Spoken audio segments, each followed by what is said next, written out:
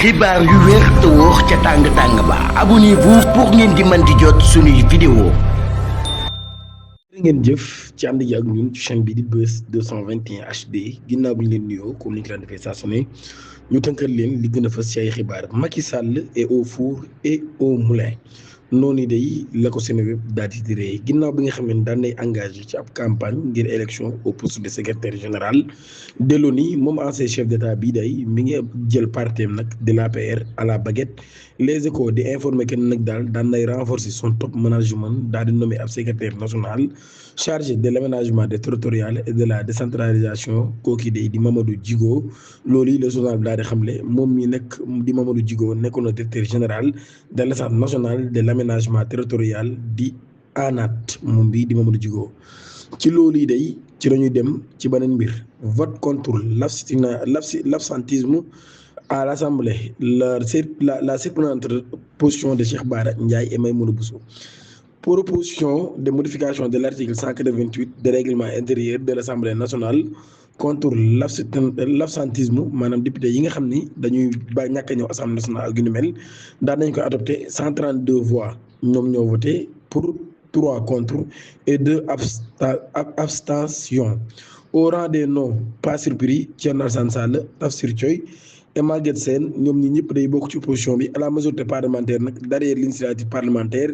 dans la catégorie des ni oui ni non. En revanche, l'étonnant et grand Cheikh Bara Ndiaye et Maïmouna Bousso n'ont pas suivi les camarades députés de Pastef. Non parce qu'ils sont contre la proposition de loi, mais ils ont dit lors de la plénière qu'ils sont opposés à la disposition qui constate la démission d'un député en cas d'absence à 10 séances plénières. maanaam ci loi boobu ñu doon woote day député boo xam ni tongalu mat fukki yoon ñëw kooki moom dal lay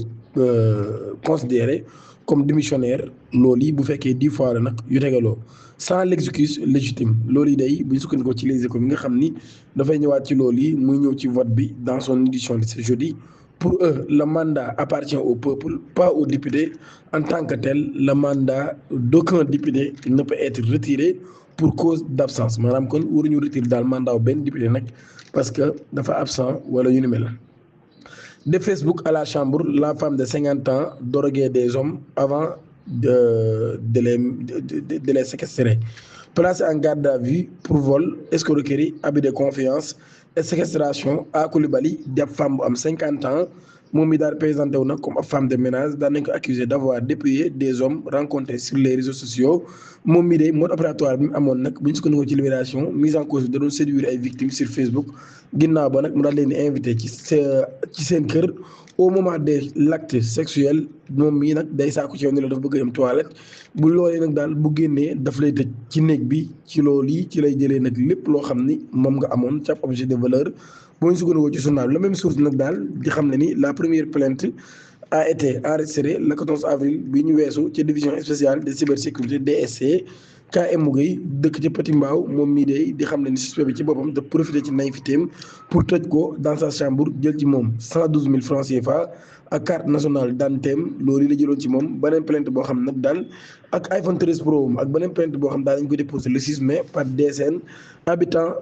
à Ouest Foire moom mi daal di xam ne ni 275 000 francs da ndaw si jëloon ci moom ak 14 Pro ba tey loolu investigation technique daal ne tax kon enquêteurs yi daal di fekk ci xale bu ndaw soosee benn numéro de téléphone avait été utilisé dans les 2 affaires localisées. Le suspect a finalement été interpellé sur la route de Thiès par des éléments de la DSC. di ñaan ngeen abonné activer cloche notification bi te aimé vidéo bi jërë ngeen jëf.